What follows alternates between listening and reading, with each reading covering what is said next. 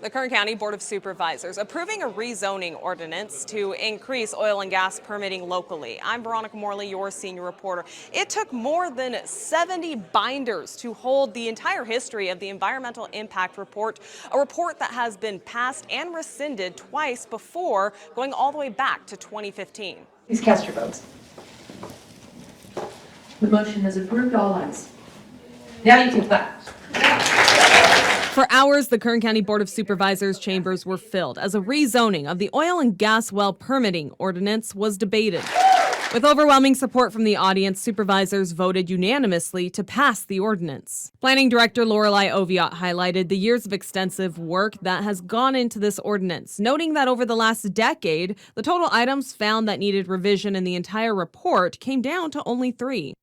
Agricultural resources, air quality setbacks, and greenhouse gas mitigation. There is extensive health studies, and we have placed every adverse health study possible. Chevron, one of the largest oil producers in the state, who employs over 600 people locally and pays more than $40 million annually in property taxes, warned of the consequences of not passing the ordinance. The recent events in the Middle East reinforce the need for energy security. During the hearing, many pointed to the major economic losses due to the dwindling oil production. Kern County seeing a drop of nearly 60% in tax revenue over the last 10 years. We in the city of Taft have watched, unfortunately, legacy companies that have been, call these small mom and pop companies that have been in business for many years, finally have to close their doors, and they had to leave.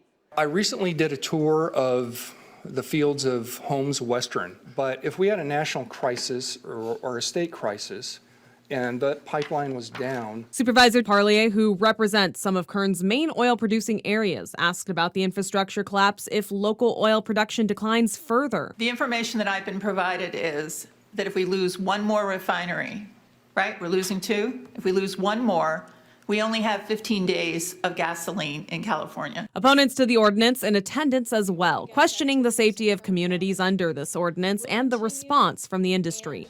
However, the water mitigation improvement does not make this ordinance prudent or eliminate the harms to our community. Pursue a path that supports a healthier, more sustainable future for all Kern County residents. We respectfully ask the Board of Supervisors to not adopt the ordinance. However, some community advocates pushed that the ordinance would work in harmony with improving health and disadvantaged areas. You're hearing from a lot of people here in Kern County that we can do it safely, do it in an organized fashion, and do it cheaply, and provide economic benefit to the county. Oviatt pointing out that even though the measure passed, the battle is not over. Until we go back to court